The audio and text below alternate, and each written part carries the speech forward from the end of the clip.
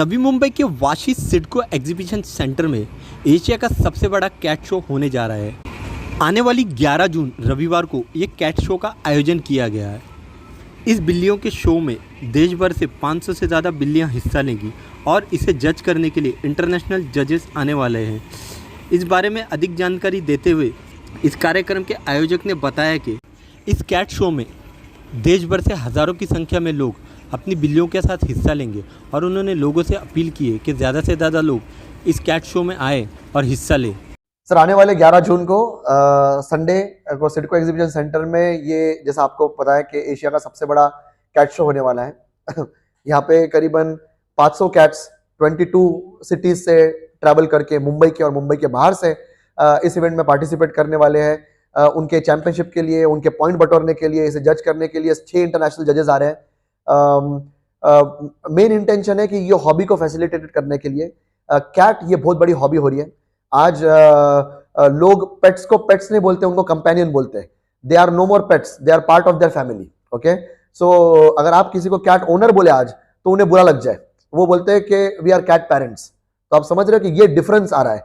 They consider them part of the family.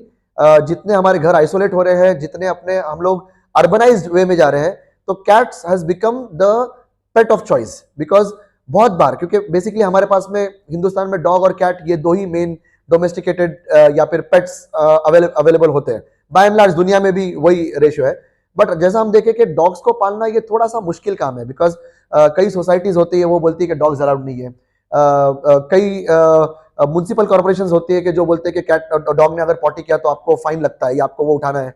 Dog को walk करना है सुबह में एक बार, शाम में एक बार, वो स्पेसिफिक टाइम के ऊपर। आप आपके लाइफ में इतने बिजी हो जाते हो कि आपको वो वक्त नहीं मिल पाता है। तो कैट एक बहुत ही कन्वीनियंट एनिमल है जिसको बाहर जाने की जरूरत नहीं है। आप घर में लिटर ट्रे रखो, क्लीन वाटर सोर्स रखो, क्लीन आपके पास में घर में 10 भी कैट हो तो आपके नेबर को पता नहीं चलेगा जो आपके पड़ोस में रह रहा है। लेकिन आपके पास में एक डॉग हो तो आजू बाजू के 10 बिल्डिंग को पता होता है कि आपके पास में डॉग्स है। तो basically cat has become a more pet of choice. So लेकिन हमें ये भी समझना चाहिए कि ये एक रिस्पॉन्सिबिलिटी है। कैट मतलब किसी भी जानवर का, मतलब कैट या डॉग का लाइफ स्पैन 15 साल का होता है। तो ये एक 10 या 15 दिन के ऊपर बोलते हैं ना कि वो एडल्ट लोगों का, मतलब जो बच्चों के टॉय के जैसा नहीं है कि आप 10-15 दिन खेले और उसे छोड़ दे। ये एक 15 साल की कमिटमेंट है। सो यू नो, हमने बस एक अच्छा फोटो देख लिया और कैट को लेके आ गया, ऐसी बात नहीं है। बट यहाँ पे लोग हैं जो डेडिकेटेडली ये हॉबी को परस्यू कर रहे हैं और उनका हम लोग सेलिब्रेट कर रहे हैं। So basically it is celebrating the cat keeping, you know, celebrating cat parenting on that particular day. और ये सेलिब्रेशन के अंदर पूरा हिंदुस्तान जुड़ रहा है। इसकी गूंज पूरे दुनिया में होती है। 10,000 11,000 लोगों का फुटफॉल आने वाला इवेंट पूरे दुनिया में कहीं होता नहीं है, you know. So basically in terms of people coming in and attending the event, और जितने लोग आते हैं, ये दुनिया का सबसे बड़ा शो है। ओके, सो ये इसके पीछे का मकसद है। प्लस एडॉप्शन, एडॉप्शन ये बहुत इंपॉर्टेंट चीज हो गया है। मैं बोला ना कि with great power comes great responsibility.